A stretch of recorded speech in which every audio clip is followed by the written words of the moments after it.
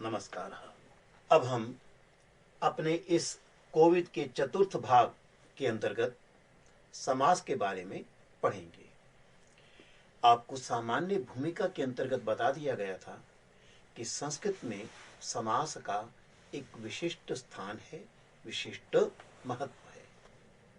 श्लोकों को समझने के लिए अथवा भाव को ग्रहण करने के लिए समास की प्रक्रिया से परिचित होना अनिवार्य है, क्योंकि शब्द अनेक बार मिल जाते हैं। अंततः समास से क्या अभिप्राय है, समास कैसे किया जाता है, समस्त पद किसे कहते हैं, विग्रह अवस्था क्या होती है, जोड़ने के क्या प्रयास होते हैं, आदि आदि अनेक सोपान है जो हम इसके अंतर्गत पढ़ेंगे। आइए हम अपनी पुस्तक के अर्थात कोविद के पहले पाठ के इस खंड को देखते हैं। यहाँ थोड़ा सा मैं एक सूचना के रूप में बताना चाहूंगा। यदि हम समास को भली भांति जानना चाहते हैं तो संस्कृत भारती की एक पुस्तक है समासः। यह महाबलेश्वर भट्ट महोदयेन लिखितं पुस्तकं वर्तते। बेंगलूरुतः इदं पुस्तकं प्रकाशितम् अस्ति। तत्र समास संदर्भे अनेके विभिन्न बिन्दवः प्रदत्ताः सन्ति। पश्यन्तु, बृहत् सूची तत्र वर्तते। बहु सम्यक् रूपेण सरल संस्कृत द्वारा अत्र समासस्य स्पष्टीकरणं कृतं वर्तते। तत्र सूत्राणि अपि सन्ति, अनेकानि उदाहरणानि अपि सन्ति। मम अनुरोधः भविष्यति, मेरा अनुरोध होगा, कृपया आप जैसे जैसे पढ़ते जाएंगे इस पुस्तक के अभ्यासों को, इस पुस्तक के सूत्रों को, इस पुस्तक की सामग्री को भी पढ़ते हुए चलिए, तो उससे समास पर आपका एक अच्छा शास्त्रीय अधिकार हो जाएगा। शास्त्रीय से मेरा अभिप्राय है केवल ऊपर का ज्ञान नहीं, केवल सतही ज्ञान नहीं, अपितु गहराई में हमारी पकड़ बनेगी। अंततः इससे अभिप्राय क्या है और कैसे समास किया जाता है, व्याकरण शास्त्र के रूप में यदि हम लेते हैं, उसका एक महत्वपूर्ण भाग है। आप यहां देखेंगे मैंने 4 वाक्य लिखे हैं और शेष 6 वाक्य आपकी पुस्तक में भी हैं। हम सभी वाक्यों को पढ़ेंगे। यहां उदाहरण के लिए मैंने इन वाक्यों को लिखा है, यह स्पष्ट होना चाहिए। यहां हम केवल सामान्य परिचय प्राप्त कर रहे हैं। अत्र वयम सामान्यम परिचयम प्राप्स्यामः, सामान्य परिचय। अगले पाठ से हम थोड़ा सा समास के भेदों को लेते हुए प्रत्येक भेद पर भी चर्चा करते हुए आगे बढ़ेंगे। 10 पाठों में यह समास की प्रक्रिया दोहराई गई है। आइए हम पहला वाक्य देखते हैं और मेरा अनुरोध है आप अपनी पुस्तक भी अपने हाथ में लीजिए। समास परिचय। जैसे जैसे मैं वाक्य पढ़ूंगा आप भी साथ पढ़ेंगे और उसके भिन्न बिंदुओं को मैं स्पष्ट करता हुआ चलूंगा। पहला वाक्य है विश्वामित्रेण सह राम लक्ष्मणौ अरण्यं गतवन्तौ। द्वितीयं वाक्यं वर्तते शबरी दशरथ पुत्रस्य रामस्य परम भक्ता आसीत्। तृतीयं वाक्यं वर्तते बालः पुस्तक हस्तां शारदां नमस्कृतवन्तः। चतुर्थं वाक्यम् अस्ति भो मित्र नूतनं कृष्ण फलकम आनय। यहां आप एक बात सोच रहे होंगे, मैंने इन वाक्यों में कुछ पदों को लाल स्याही से लिखा है, जैसे राम लक्ष्मणौ, दशरथ पुत्रस्य, पुस्तक हस्ताम, कृष्ण फलकम। क्यों? मूल कारण यही है, हमारा जो पाठ्य बिंदु समास है, ये चारों पद इसी समास प्रक्रिया के ही उदाहरण हैं। अर्थात हम इन लाल स्याही से लिखे हुए पदों की ओर विशेष ध्यान देकर इस संपूर्ण समास की प्रक्रिया को जानने का प्रयास करेंगे। नीचे मैंने फिर इनके बारे में कुछ विस्तार से लिखा है, वह बाद में पढ़ेंगे। आइए हम पहले और वाक्यों को पढ़ते हैं। पुस्तक में लिखे इन वाक्यों को आप यदि ध्यान से देखेंगे तो कुछ पद स्थूल रूप में दिए गए हैं, अंग्रेजी में बोल्ड रूप में दिए गए हैं। कानिचित पदानि एतेषु वाक्येषु स्थूल रूपेण दृश्यन्ते, यानि पदानि स्थूल रूपेण दृश्यन्ते तानि पदानि एव अहम मूलतः अत्र रक्तवर्णेन लिखितवान। जो जो इसमें पद स्थूल रूप में दिखाए गए हैं, मैंने प्रायः उन्हीं को ही लाल स्याही से लिखा है और नीचे स्पष्ट किया है उसकी प्रक्रिया को समझाने के लिए। पहले हम कुछ और वाक्य पढ़ते हैं। कालिदास विरचितम काव्यम सर्वहि पठनीयम। अस्मिन् वाक्ये कालिदास विरचितम इति पदम स्थूल पदम दृश्यते। अग्रिमे वाक्ये वीर पुरुषः सर्वदा दृढ़चित्तः भवन्ति। एवमेव हिमालय पर्वतः अत्युन्नतः अस्ति। अत्र हिमालय पर्वतः इति पदम स्थूल रूपेण दृश्यते। गुरुदेवाय नमः। अत्र गुरुदेवाय इति पदम स्थूल रूपेण दृश्यते। नवमे वाक्ये महिलाः विशाल सभांगणे चर्चां कुर्वत्यः सन्ति। विशाल सभांगणे इति पदम अत्र स्थूल रूपेण दृश्यते। दशमे वाक्ये पाणिनिः महावैयाकरणः आसीत्। महावैयाकरणः इति पदम स्थूल पदम अत्र दृश्यते। हमें इन्हीं स्थूल पदों की ओर ही ध्यान देना है। उदाहरण के रूप में लेकर यहां जो 4 उदाहरण दिए गए हैं उन्हें देखेंगे, फिर अगले पदों पर भी हम विचार करेंगे। आप यहां देखेंगे राम लक्ष्मणौ, हम थोड़ा सा ध्यान से देखें तो यहां 2 पद दिखाई देते हैं, राम लक्ष्मणौ। इसलिए मैंने उनके बीच में एक रेखा डाली है, हाइफन के रूप में लिया है। तत्र रेखा रूपेण किंचित हम दर्शितवान कि तत्र राम पुनः लक्ष्मण, बाद में लक्ष्मणौ बना। कैसे बना, जैसे जैसे हम समास की प्रक्रिया को समझेंगे तो हम इस बात को जानेंगे, परंतु बहुत स्पष्टम अस्ति राम लक्ष्मणौ इति एकम पदम दृश्यते, परंतु अस्मिन् एकस्मिन् पदे मूलतः पदद्वयम अस्ति राम लक्ष्मण। और इसे हम अलग दिखाना चाहते हैं तो हम लिखते हैं रामः च लक्ष्मणः च। एवमेव दशरथ पुत्रस्य, अत्रापि दशरथ पुत्रस्य पदद्वयम् दशरथ पुत्रस्य, और फिर अलग अलग करें दशरथस्य पुत्रस्य। एवमेव पुस्तक हस्ताम, अत्रापि पश्यामः पुस्तक हस्ताम। पुस्तकम हस्ते यस्यः ताम, थोड़ा सा ऊपर की अपेक्षा यहां परिवर्तन अधिक दिखाई देता है। हम जब बहुव्रीहि समास पढ़ेंगे तब इसके बारे में हम भली भांति जानेंगे।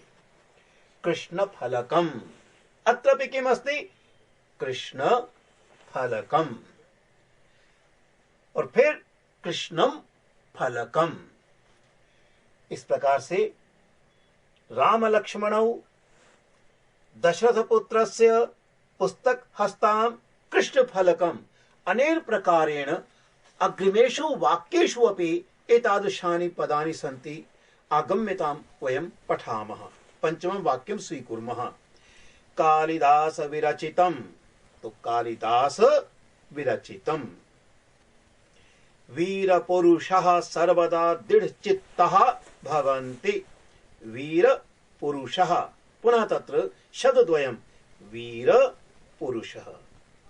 फिर दृढ़ चित्तः, दृढ़ चित्तः, तो इस प्रकार से यहां भी हम 2 पदों को देख रहे हैं। हिमालय पर्वतः, तो हिमालय पर्वतः।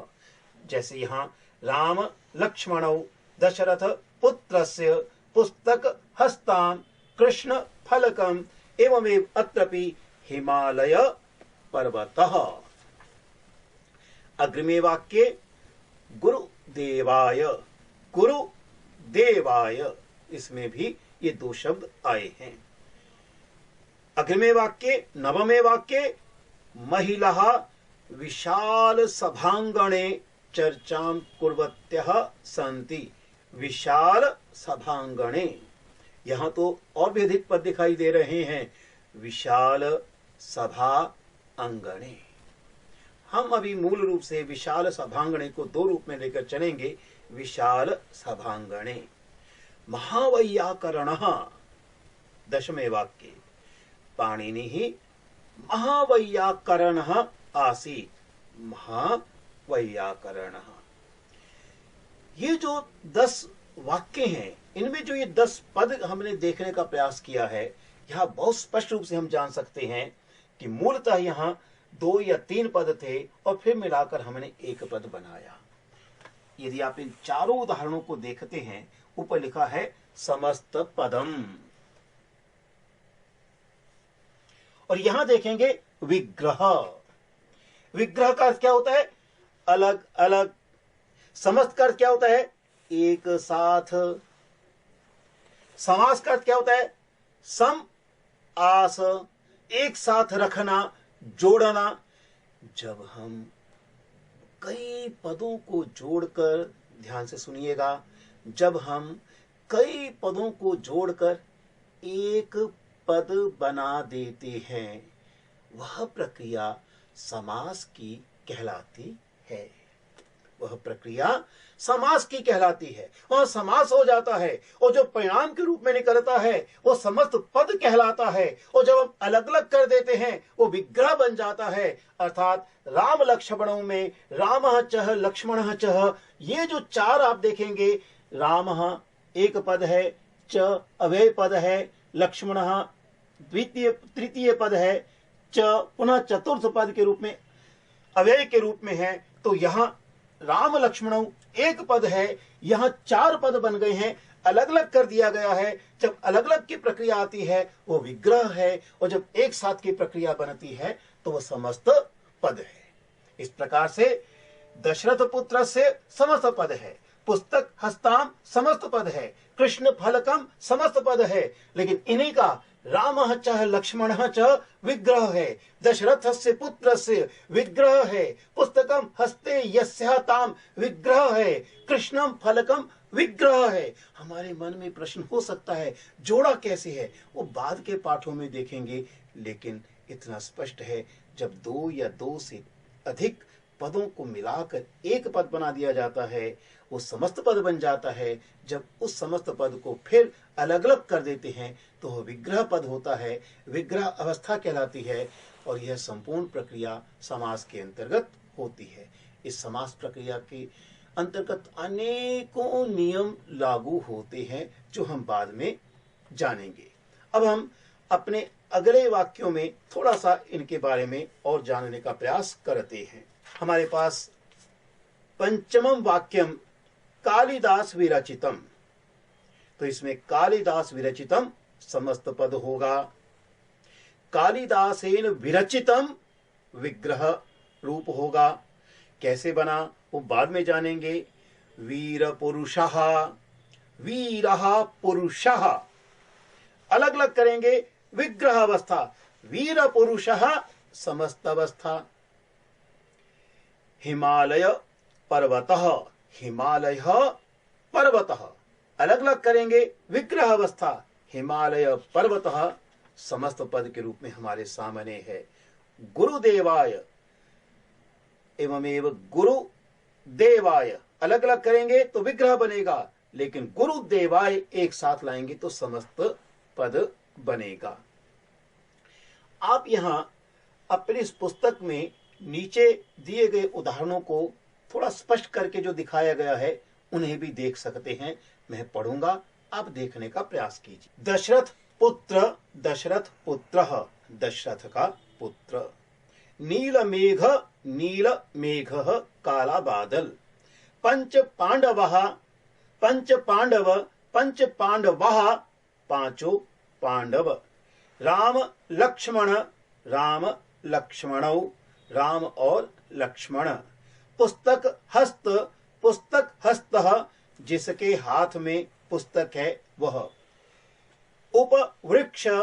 उपवृक्षम वृक्ष के समीप।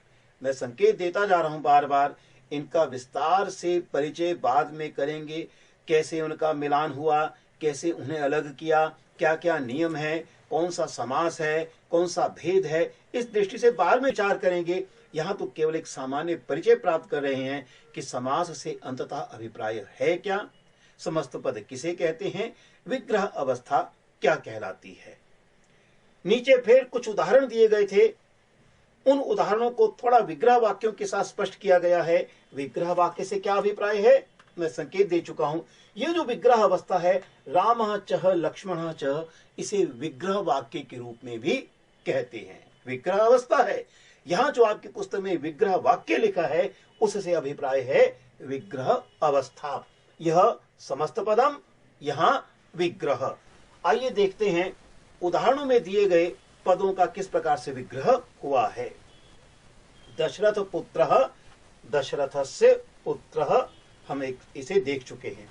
यहाँ तो से तो वाक्य के कारण आ गया है, लेकिन दशरथ पुत्र यदि हो जाए तो दशरथस्य पुत्रः बनेगा। नीलमेघः, नीलः मेघः। पंच पांडवः। राम लक्ष्मणौ, रामश्च लक्ष्मणश्च। अब सोच सकते हैं, यहाँ तो मैंने लिखा है रामः चः लक्ष्मणः चः, यहाँ तो दिखाई दे रहा है रामश्च लक्ष्मणश्च। फिर हमें थोड़ा पुराने पाठों की ओर जाना होगा, शिक्षा के अंतर्गत देखना होगा, परिचय के अंतर्गत देखना होगा, संधि के नियमों की ओर ध्यान देना होगा कि जब विसर्गों के बाद च आता है तो विसर्ग को श हो जाता है। तो यही हुआ था, रामः च तो विसर्ग के बाद च है, परिणामतः रामश्च, इसलिए आपको यहां दिखाई देगा रामश्च। इसी प्रकार से लक्ष्मणः च, विसर्ग है, च है और मिलकर बन गया लक्ष्मणश्च। पुस्तक हस्तः, विग्रह अवस्था दी गई है। पुस्तकम हस्ते यस्य सः।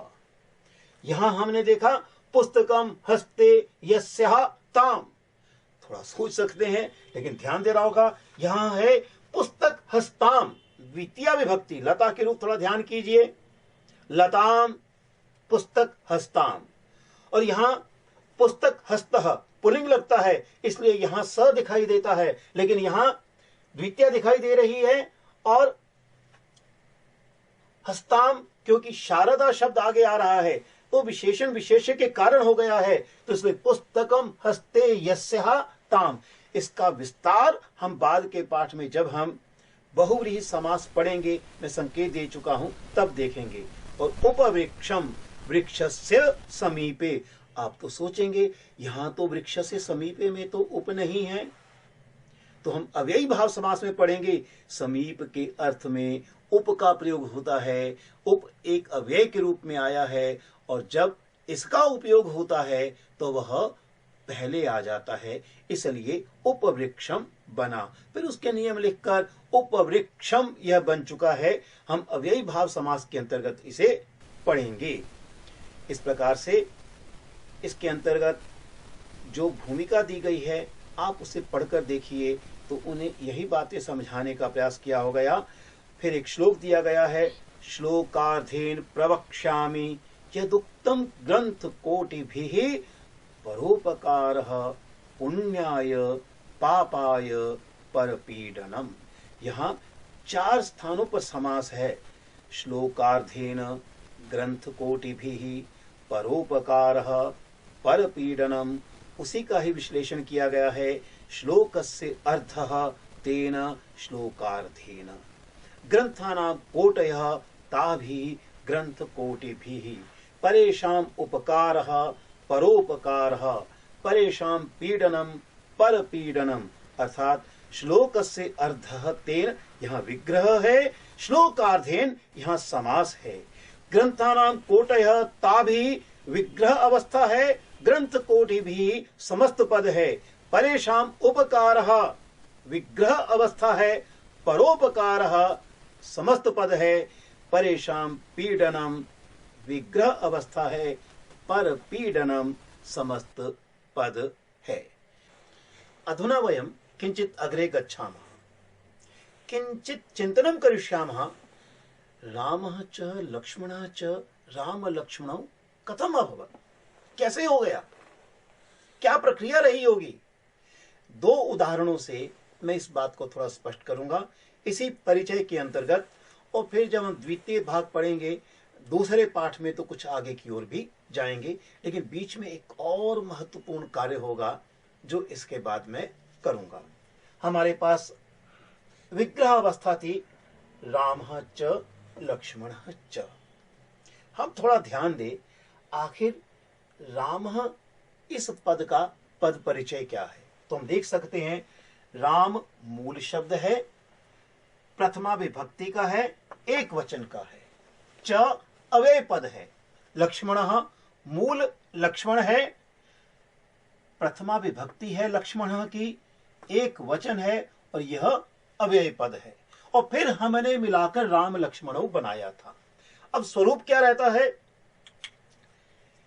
राम और लक्ष्मण ये हमारे पास मूल रूप हैं, जिसे हम प्रातिपदिक कह देते हैं।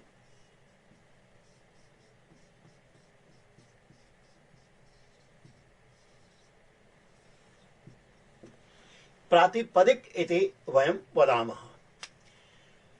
समास की प्रक्रिया में जो पहला सोपान होता है, आप पहले सभी पदों को उनके मूल रूप में ले आइए।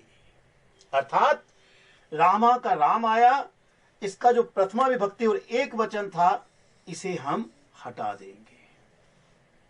ऐसे ही लक्ष्मण का मूल रूप ले लिया और ये जो हमारे पास इसका रूप था उसे भी हटा देंगे, और बीच में जो अव्यय पद आ रहे हैं उन्हें भी हम हटा देंगे। परिणामतः रामः का राम बचा, लक्ष्मण का लक्ष्मण बचा, च हट गया, ये भी च हट गया, तो साफ क्या रह गया, राम लक्ष्मण।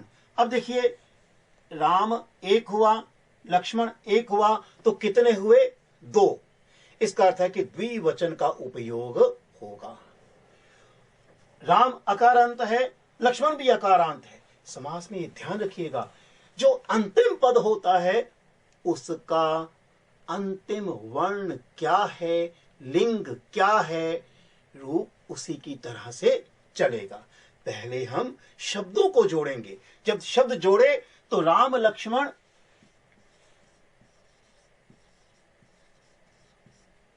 यह बन गया।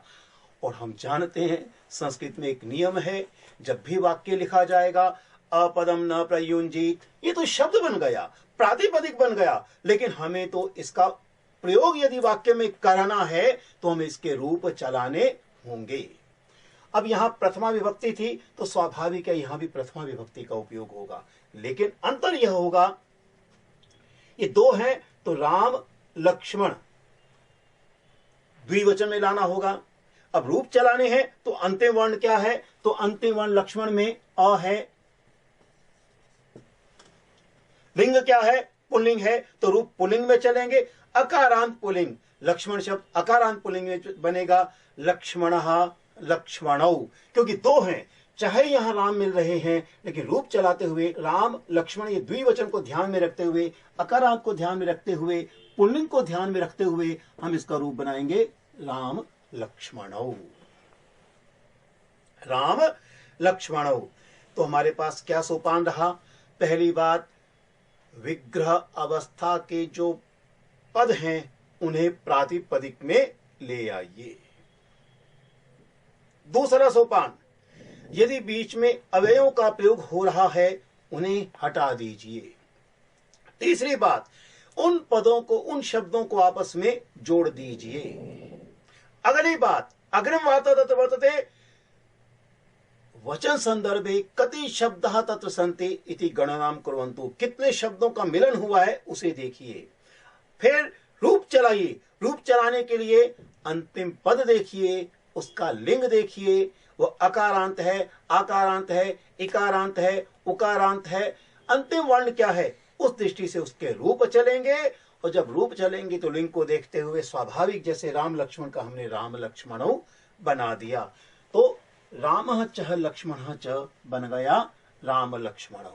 एक और उदाहरण लेते हैं, दशरथस्य पुत्रः। हम देख रहे हैं दशरथस्य पुत्र में षष्ठी विभक्ति है, एक वचन है, पुत्रः प्रथमा विभक्ति है, एक वचन है, तो दशरथस्य का प्रातिपदिक क्या है, दशरथ।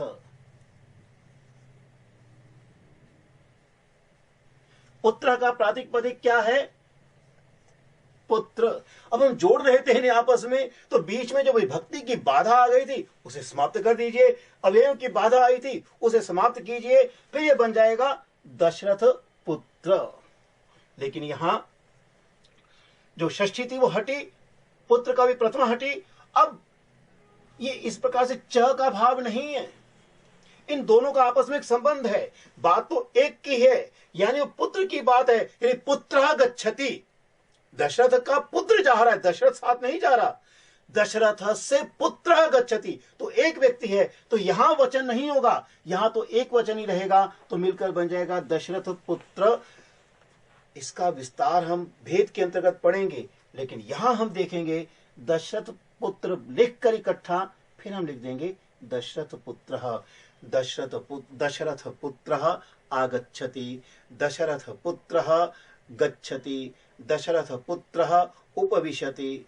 अर्थात एक वचन को ध्यान में रखते हुए हमने दशरथ पुत्रः लिखा, और क्योंकि यह अंतिम इसका अ है और पुल्लिंग में है, तो रूप चले अकारांत पुल्लिंग की भांति दशरथ पुत्रः। इस प्रकार से इस परिचय के अंतर्गत हमने पहले पढ़ा था कि अंततः समास की प्रक्रिया क्या है। फिर हमने जानने का प्रयास किया कि समास करते हुए समस्त पद क्या कहलाता है, फिर विग्रह अवस्था क्या कहलाती है, फिर संक्षेप में यह जानने का प्रयास किया अंततः समास किया कैसे जाता है। समासः इत्यनेन कः अभिप्रायः, समास किसे का, बहुत सुंदर ढंग से छोटे से समझाया। समसनम समासः, दो या दो से अधिक पदों को जब मिलाकर एक बना दिया जाता है, संक्षिप्त रूप जो कहलाता है, आसपास बैठा दिया जाता है, बीच की बाधाएं हटा दी जाती हैं, उसे कहते हैं समसनम। अर्थात पदों को मिलाने की प्रक्रिया समसनम समासः समास कहलाती है। इसका थोड़ा स्पष्टीकरण दिया। अनेकस्य पदस्य एकपदी भवनम समासः इत्यर्थः, यानी समसनम समासः से अभिप्राय है अनेकस्य पदस्य, अनेक पदों का एक पदी भवनम, एक पद के रूप में ले आना, उन्हें एक पद बना देना, समासः इत्यर्थः, वो समास कहलाता है। तो समसनम से अभिप्राय है अनेकस्य पदस्य एक पदी भवनम, अनेक पदों का एक पद में रूप ले आना।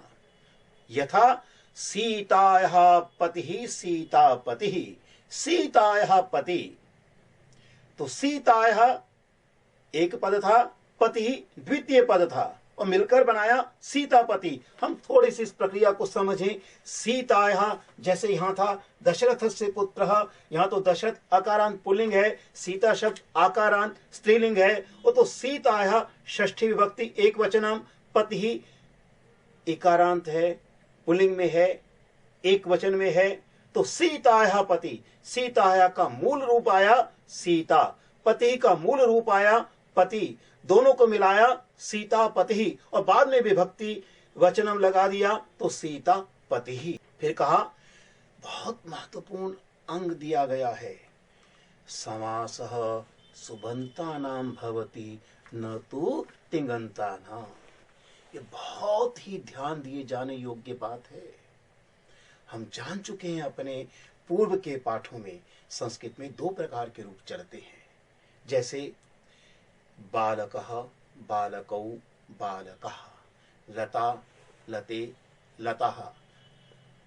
और दूसरे रूप हैं पठति, पठतः, पठन्ति, अर्थात पठ धातु के रूप पठति, पठतः, पठन्ति जैसे 10 लकारों में रूप चलते हैं, हम पढ़ चुके हैं। लेकिन रामः, रामौ, रामः ये संज्ञा पद है, पठ क्रियापद था, धातु थी, राम संज्ञा पद है। जब राम के रूप बनाए जाते हैं तो उस समय जिन प्रत्ययों का प्रयोग होता है वे प्रत्यय सुप कहलाते हैं। और जब धातुओं के रूप चलते हैं पठ आदि धातु आदि के, तो इनके साथ जो प्रत्यय जुड़ते हैं वे तिंग प्रत्यय कहलाते हैं। हम जानते हैं पठति तो तिंग, बहुत सारे रूप हैं ये। सुप में सु औजस, तो राम सुप है। फिर रूप बनाते हुए अनेक परिवर्तन होते रहते हैं, वो एक अलग बात है। तो सुबंत और तिंगंत, राम सुबंत है, सुप अंत में है जिसके, प को ब हो गया संधि के कारण, हम जान चुके हैं।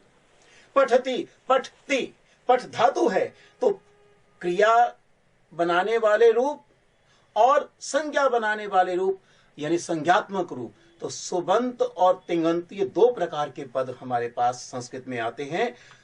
इस बात को ध्यान में रखते हुए ये कहा गया है समासः सुबंतानां भवति न तु तिङन्तानां। जो सुबंत पद होते हैं, जो संज्ञा पद होते हैं, समास सदैव उनमें होता है, तिङन्तों का समास नहीं होता। जिन शब्दों के अंत में सुप प्रत्यय लगते हैं, यथा राम, लता, राजन, महत आदि आदि, सर्वनाम भी सभी उसी के अंतर्गत आ जाते हैं।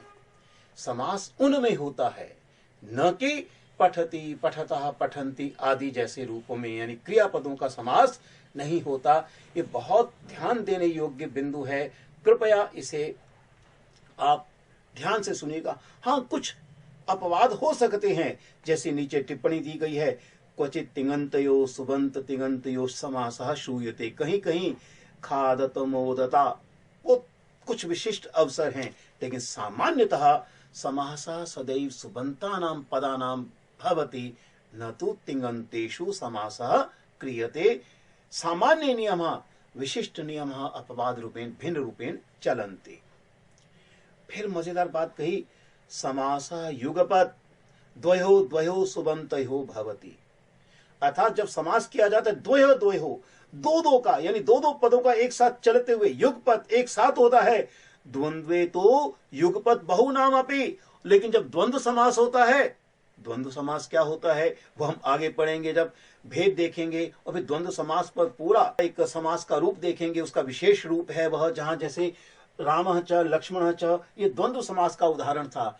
इनमें अनेक पदों का भी एक साथ समास हो जाता है। अन्यथा सामान्य नियम है कि युगपद के रूप में 2-2 पदों का समास किया जाता है। दिखाई एक साथ देता है, लेकिन होता वह वस्तुतः 2-2 का है। उदाहरण दिया, राजपुरुषागमनम, तो राजपुरुषागमनम, राज्यः पुरुषः राजपुरुषः, राजपुरुषस्य आगमनम राजपुरुषागम, 3 पद हैं, राजपुरुष आगमनम। लेकिन समास कैसे हुआ, राज्यः पुरुषः राजपुरुषः, 2 थे, फिर राजपुरुषः, राजपुरुषस्य आगमनम राजपुरुषागमनम, दिखाई एक दे रहा है, राजपुरुषागमनम, 3 उसमें शब्द आए हैं, लेकिन जब समास किया गया पहले राज्यः पुरुषः का हुआ, फिर राजपुरुषस्य आगमनम का हुआ। तो इसलिए भाव था युगपद 2 का एक साथ किया जाता है। लेकिन हरिहर गुरवः, हरिश्च हरश्च गुरुश्च हरिहर गुरवः, यहाँ 3 पदों का एक साथ कर दिया गया है। यही बात समझाने का प्रयास किया गया है। फिर एक बात और कही, क्या सभी सुबंतों का एक साथ समास हो सकता है? क्या आपस में उनका संबंध नहीं हो तो तब भी हो सकता है? कहते हैं नहीं, सार्थक पदों में होता है, समन्वित पदों में होता है, अन्वित पदों में होता है, जिनका एक सहज स्वभाव संबंध बनता है उनमें होता है। इसलिए एक बहुत सुंदर नियम दिया, परस्परान्वितयोः सुबन्तयोः समासः भवति। परस्परान्वितयोः, हम अन्वय के अंतर्गत पढ़ चुके हैं, आपसी संबंध, परस्पर आपस में, अन्वितयोः जो जुड़े हुए हैं, जिनका अन्वय हो सकता है, जो जुड़ सकते हैं, जिनमें योग्यता है जुड़ने की, उनका वो किन की योग्यता है वो विस्तृत नियमों में पढ़ेंगे। तो परस्परान्वितयो सुबन्तयो समासः भवति, परस्पर अन्वित मिलने वाले सार्थक पदों में सुबंत पदों में होता है, हर स्थान पर नहीं होता है। यह बात भी ध्यान देने की होगी है। जैसे राज्य पुत्र राजपुत्र अत्र द्वयो परस्परान्वयः अस्ति, यह दोनों का कि राजा का पुत्र अन्वय है, इसलिए दोनों का हो गया। यत्र परस्परान्वयो नास्ति तत्र न समासः, जहां परस्पर अन्वय नहीं होता वहां समास नहीं होता। उदाहरण दिया है, भवति दर्शनम राज्य पुत्र चोरस्य धावति, अत्र राज्य दर्शने अन्वयः, अर्थात राज दर्शने पुत्रस्य चोरे अन्वयः। ये जो अर्धविराम का चिन्ह है, यहां से पता लगता है कि आपस में संबंध किसका है। अतः अत्र राज शब्द से पुत्र शब्द से च परस्परान्वय अभावात न समासः, उन दोनों में समास नहीं हो रहा कि राज शब्द का और पुत्र शब्द का, इन दोनों का यहां नहीं है। जबकि ऊपर हमने राज पुरुष पढ़ा था कि राज्य पुत्र, यहां भी दिखाई देता है राज्य भवति दर्शनम राज्य पुत्र चोरस्य धावति, यहां भी राज्य दिखाई देता है, पुत्र दिखाई देता है। हम भ्रम में पढ़ सकते हैं राज्य पुत्र का राजपुत्र हो जाएगा, लेकिन नहीं, पहला वाक्य है भवति दर्शनम राज्य, वहां राज्य का संबंध इससे है, पुत्र चोरस्य धावति पुत्र का संबंध अलग से है, इसलिए उसका अपना संबंध है। यानी राज्य पुत्र का यहां परस्पर संबंध नहीं है, इसलिए राज पुरुष यहां समस्त पद के रूप में नहीं आएगा। दर्शन और राज्य का हो सकता है, पुत्र चोर का हो सकता है, चोर पुत्र राजदर्शनम ये बन सकते हैं, लेकिन राजपुत्र यहां नहीं होगा, क्योंकि दो वाक्य हैं और दोनों वाक्यों का संबंध अलग अलग है, परस्पर नहीं है। तो इसलिए ध्यान रखना होगा, समास जब भी किया जाएगा तो उनमें परस्पर सार्थक अन्वय भाव होना चाहिए। यत्र यत्र समासः क्रियते तत्र अन्वयः भवेत्, परस्परम अन्वयस्य आवश्यकता तत्र वर्तते। किं पदम कस्य भागः तत्र अवधानं दातव्यम्।